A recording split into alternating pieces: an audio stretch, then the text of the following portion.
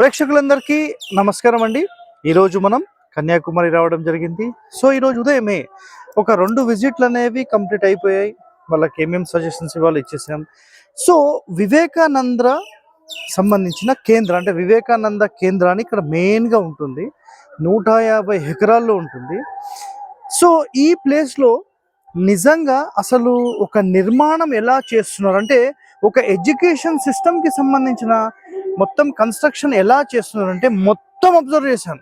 Morning నుంచి నిజంగా video తీద్దామని అనుకుంటున్నాను. ఇప్పుడు టైం దొరికింది, సాయంత్రం కరెక్ట్ 5 అవుతుంది. ఈ టైంలో మీరు అబ్జర్వ్ చేయండి. ఇక్కడ చూడండి ఒకసారి, ఈ మొత్తానికి అబ్జర్వ్ చేయండి ఒక్కసారి.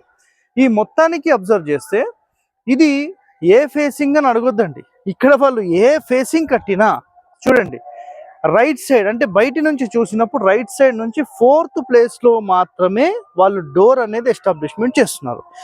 సో కొన్ని బిల్డింగ్స్ సెంటర్ ఉన్నాయి, కొన్ని బిల్డింగ్స్ రైట్ సైడ్ ఉన్నాయి.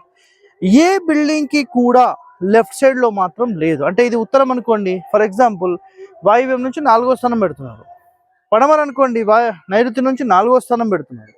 సో డోర్ ఎస్టాబ్లిష్మెంట్ చేసే విధానం ఎంత పవర్ఫుల్ ఉందో ఒక్కసారి మీరు చూడండి. సో డోర్స్ పెట్టే విధానంలో 4th ప్లేస్ అనేది మీకు క్లియర్గా చూపించేశాను. ప్లస్ ఒక్కసారి ఇక్కడ చూడండి, ఇది అధిష్టానము అంటాం. ఒక ఇంటి నిర్మాణం చేయాలంటే ఇలాంటి అధిష్టానం అనేది చాలా చాలా ఇంపార్టెంట్ అండి. ఇది గుర్తుపెట్టుకోండి. 4 సెంటర్స్ అనేవి ఎంత క్లియర్గా చేశారంటే ఒక ప్రాపర్ వేలో. ఇక్కడ చూడండి, ఇది టైలరింగ్ యూనిట్. సో మీకు క్లాసెస్ చెప్పినా ఏది చెప్పినా ఎవ్రీథింగ్ అనేది వీళ్ళు ఒక ప్రాపర్ అలైన్మెంట్లో చాలా పర్ఫెక్ట్గా చేస్తున్నారు. అదొక్కటైతే అర్థమైంది. ఇక్కడ చూడండి, ఇది అధిష్టానం. సో ఇండ్లకు కూడా ఈ అధిష్టానం అనేది చాలా చాలా ఇంపార్టెంట్. అదేవిధంగా ఇక్కడ ఒకటి చూడండి, మీకు సెంటర్ డోరే మీకు క్లియర్గా కనిపిస్తుంది. సో నిజంగా మరి సెంటర్ డోర్ హరివాస అంది పాటించేది.